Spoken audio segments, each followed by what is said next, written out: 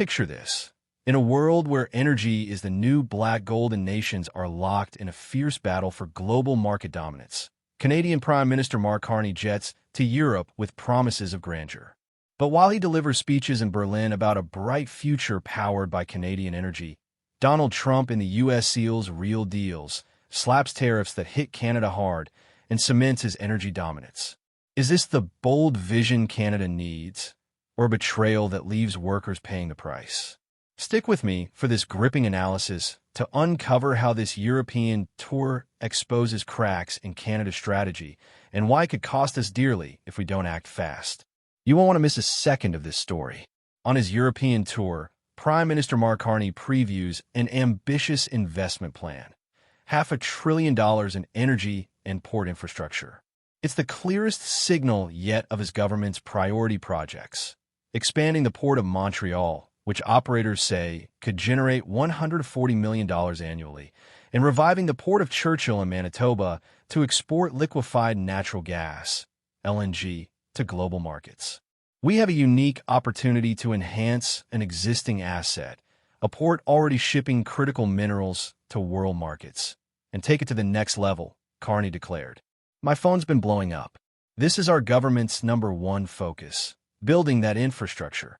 But as Carney lands in Berlin, he's not defending Canada against U.S. tariffs. Instead, he's offering Germany promises of Canadian natural gas and major projects. He talks of expanding Montreal's port and floats the idea of revitalizing Churchill as a northern shipping hub. On paper, it sounds inspiring. In practice, it feels like Canada is giving away its leverage. While Carney sells dreams in Europe, Donald Trump secures tangible results at home. The U.S. is already moving LNG through the Gulf Coast, with infrastructure, tankers, and pipelines ready, including Alberta oil flowing south. Washington isn't waiting on promises, it's cashing in now. At a conference, a journalist asks, "Prime Minister, what can Canada realistically offer Germany and Europe, given the lack of East Coast ports and pipelines?" Carney responds, "There are immediate opportunities in critical metals and minerals and medium-term prospects in all forms of energy, like LNG and hydrogen. But the reality is stark. Germany gets speeches and handshakes, while Canada faces U.S. tariffs on lumber, canola, steel, and small business shipments. The U.S. secures energy security, and Trump comes out stronger. For Canadian workers, it feels like betrayal." Carney arrived in Berlin positioning himself as the statesman who can save Europe's energy future.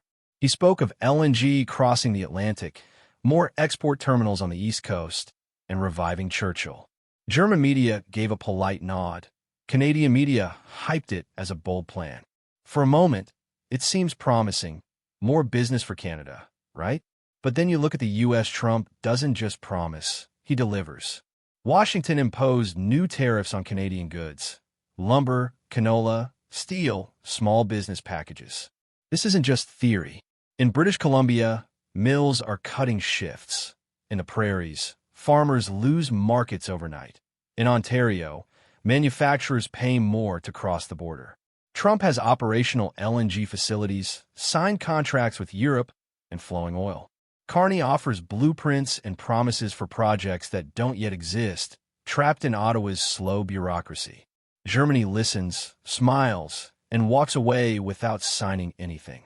The U.S. gets the real deals. In Berlin, Carney announced a new critical minerals partnership with Germany, which seeks to diversify from China and Russia. For too long, Canadian minerals have sat in the ground while Russia and China dominated the market, he said. He also revealed that Canada's submarine purchase is down to 2 contenders from Germany and South Korea. But while Carney chases headlines in Europe, Trump secures markets at home. Germany gets speeches, the U.S. gets results. Canada returns with tariffs, uncertainty, and the sense it's been outplayed. For decades, Canada was seen as stable and reliable in global trade, a safe bet for investors. That image drew capital and let Canadian firms punch above their weight. But Carney's Berlin play exposed cracks. Europe wants hard guarantees. LNG contracts, clear timelines, defined shipping routes. Instead, Carney offers an if everything aligns. That's not certainty, it's risk. And in today's energy market, risk means money flows elsewhere. Meanwhile, Trump sends a clear message to investors. America delivers. We're ready. European buyers sign with U.S. suppliers, and global capital bets on U.S. infrastructure.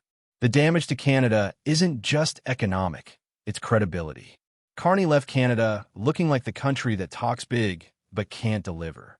Trump's tariffs reinforce this perception of weakness, as if Canada can't defend its industries. Washington has already taxed steel, aluminum, auto parts, and copper, key industries for jobs in Ontario, Quebec, and the West. Each tariff raises costs, stalls exports, and freezes supply chains. Canadian steel mills, already pressured by cheap Asian imports, now fight to survive. Producers warn of layoffs. In Ontario, auto parts factories rely on seamless cross-border trade. If costs rise, automakers will move to Michigan or Ohio, taking jobs with them. While Carney promises long-term diversification, Canadian workers wonder how they'll pay next month's bills. The irony is brutal. Carney sells Canada's future in Europe, but Trump ensures immediate benefits for U.S. workers. It's a powerful contrast. Promises for Canada, results for the U.S. At home, the political storm grows. Premiers of Alberta and Saskatchewan say their energy exports gain no traction in Washington. Ontario faces auto sector layoffs. Everyone asks, where's the leadership? 3 years ago, Carney's predecessor, Justin Trudeau, said there was no business case for exporting LNG to Europe. With Russia's war in Ukraine isolating Moscow, Canada missed the chance. Now, Trump wages a tariff war, and Canada is at a disadvantage. Doug Ford accuses Ottawa of abandoning Ontario. Businesses warn small firms can't absorb more hits. Unions, typically Ottawa allies, fear thousands of job losses. Trump's message is clear: protect U.S. workers first. Carney's is muddled. We'll be reliable in the future if everything works out. That doesn't inspire confidence. Ottawa seems out of touch, unable to read the room. Washington is decisive. This perception is hard to reverse. Canada, once a trusted partner, now looks like it's struggling to keep up with its biggest ally and customer. The U.S. Carney's tour didn't just fail to land deals. It cost Canada its reputation. From the Zone Media Network, I'm Griffin.